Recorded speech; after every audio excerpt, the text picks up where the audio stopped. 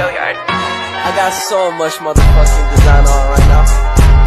Break it down, bring it back, make it clap. I got 3 old thoughts, new block, wear that thing. Bitches on my line, and you know. Assalamualaikum warahmatullahi wabarakatuh.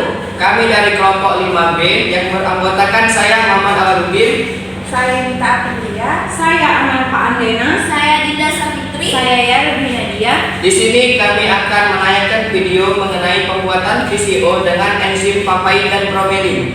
Selamat menyaksikan. Halo, bertemu lagi dengan kelompok 5B. Nah, jadi pada video kali ini kita akan menampilkan hasil dokumentasi mengenai proses pembuatan VCO menggunakan enzim papain dan juga enzim bromelin. Nah, tujuan dari praktikum ini kita akan melihat perbedaan di antara pembuatan VCO dengan enzim papain dan juga dengan enzim bromelin. Baiklah, langsung saja untuk yang pertama kita menyiapkan alat dan bahannya terlebih dahulu. Yang pertama itu alat yang digunakan, ada gelas beker, gelas ukur, batang pengaduk, spatula, pipet tetes, kemudian ada wadah fermentasi dan juga ada penyaring dan rangkaian alat buret, serta botol reagen dan juga alat timbang dan sterilisasi. Kemudian bahan utama yang digunakan adalah santan kelapa, kemudian ada air atau aquades, enzim papain, dan enzim bromelin yang sudah dibuat sebelumnya, serta zeolit. Nah, sebelum memulai langkah berikutnya, alat-alat yang telah disiapkan tersebut disterilisasi terlebih dahulu. Tujuannya agar dapat meminimalisir kesalahan hasil dan reaksi. Proses selanjutnya adalah mengolah kelapa parut. Nah, kelapa parut ini diperas santan kelapanya dengan menggunakan air yang menggunakan perbandingan 1:1 antara air dan juga kelapa. Nah, pada proses ini kami menggunakan kelapa parut yaitu sebesar 1 kg dan tambahan airnya yaitu berupa 1000 ml. Nah, setelah itu disaring, kemudian setelah mendapat santan kelapanya tersebut didiamkan selama 2 jam. Nah, proses pendiaman santan kelapa ini tidak lain yaitu tujuannya agar santan kelapa dapat membentuk 2 lapisan.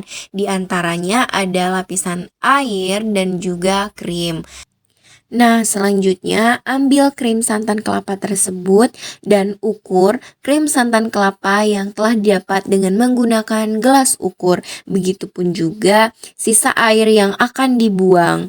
Catatlah volumenya. Nah, sembari telah memisahkan krim dari santan kelapanya, kemudian siapkan kedua enzim yang perlu dipercobakan yaitu enzim papain dan juga bromelin. Nah, enzim-enzim ini ditimbang sesuai ketentuan yaitu 2 gram enzim papain dan juga 2 gram enzim bromelin.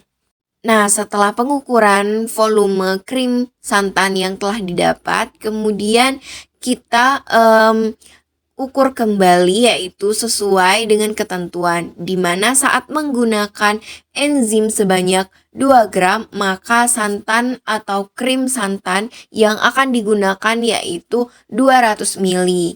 Kemudian begitupun juga pada enzim bromelin juga sama. Saat 2 gram enzim bromelin digunakan, maka menggunakan krim kelapa sebanyak 200 ml.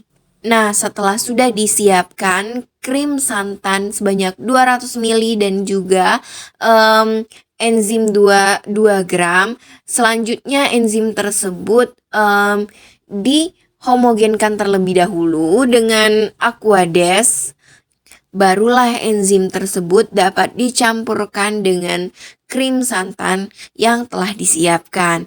Nah, selanjutnya setelah homogen antara enzim dan juga krim santan, tutup wadah kemudian masukkan ke dalam ruangan yang tertutup atau terhindar dari cahaya, kemudian ditunggu selama 24 jam.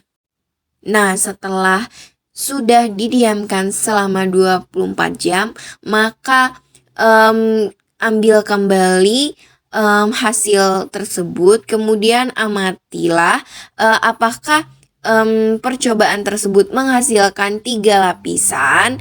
Jika menghasilkan 3 lapisan dan tidak berbau dan menghasilkan minyak, maka pisahkan residu yang paling atas dari minyak dan lapisan terakhir. Nah, selanjutnya setelah dipisahkan, ambillah minyak yang berada di lapisan tengah. Kemudian setelah dikumpulkan, masukkan ke dalam gelas ukur dan ukurlah minyak dari masing-masing yang telah didapatkan, baik dari enzim papain maupun bromelin. Setelah didapat kedua minyak dari kedua enzim tersebut atau VCO-nya, nah selanjutnya adalah untuk menjernihkannya terlebih dahulu sebelum menghitung hasil akhir. Nah, untuk penjernihan ini menggunakan rangkaian zeolit. Pertama-tama zeolit ditimbang terlebih dahulu sebanyak 30 gram. Kemudian zeolit dimasukkan ke dalam rangkaian buret yang sebelumnya diberi kapas pada bagian bawah. Kemudian baru dimasukkan zeolit ke dalam buret. Lalu sembari setelah membuat rangkaiannya, masukkan minyak yang telah dihasilkan dari pengambilan sebelumnya. Nah, pada dasarnya penyaringan dengan zeolit ini pada percobaan kelompok kami agar dapat menghasilkan VCO yang betul-betul bersih, itu dilakukan penyaringan sebanyak 2-3 kali. Tujuan dilakukan zeolit ini yaitu agar dapat menghasilkan minyak yang betul-betul murni VCO dan juga bersih dari residu luar. Pada percobaan yang telah kami lakukan, jadi hasil VCO akhir yang didapatkan yaitu untuk bromelin sebanyak 48 ml, kemudian untuk enzim papain itu sebanyak 43-44 ml. Nah, jadi yang lebih banyak menghasilkan VCO yaitu dengan menggunakan enzim bromelin. Mungkin itu saja video dari kami, semoga bermanfaat. Terima kasih. Wassalam.